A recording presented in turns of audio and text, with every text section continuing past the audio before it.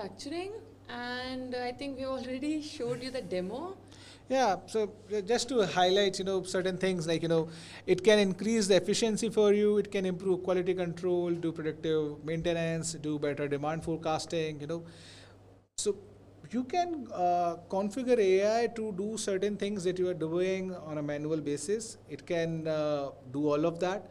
Then it can also help you identify certain, defects that might be arising, certain risks there you might be having. With the data that you could bring in from different sources, if you do that, then you can leverage predictive AI models to have a better understanding of what all devices or what all machines could be at risk. So you can leverage that.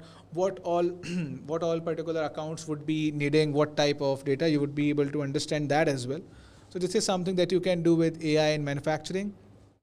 And Agentforce in manufacturing, again, as you have already shown in the Yeah. demo, so it reduces cost, it boosts the productivity, it reduces a lot of time and efforts of the humans and the agents involved in it.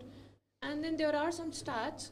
86% of IT leaders expect generative AI to soon play a prominent role at their organizations.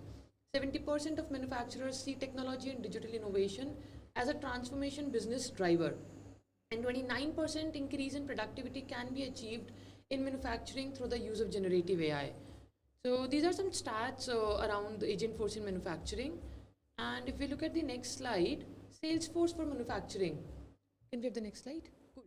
So this data model we have already seen, right, in our previous slides.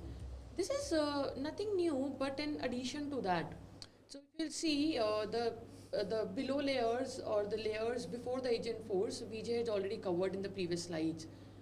On Manufacturing Cloud, we can implement Agentforce capability by implementing, like channel agents, operation agents, sales agents, support agents, marketing agents, warranty agents. Just like in the demo, he had showed you some of the agents that he had created in order to leverage the Agentforce capability. Yeah. Right? And yeah, that's pretty much it about the AI in Manufacturing Cloud for this demo and for this webinar.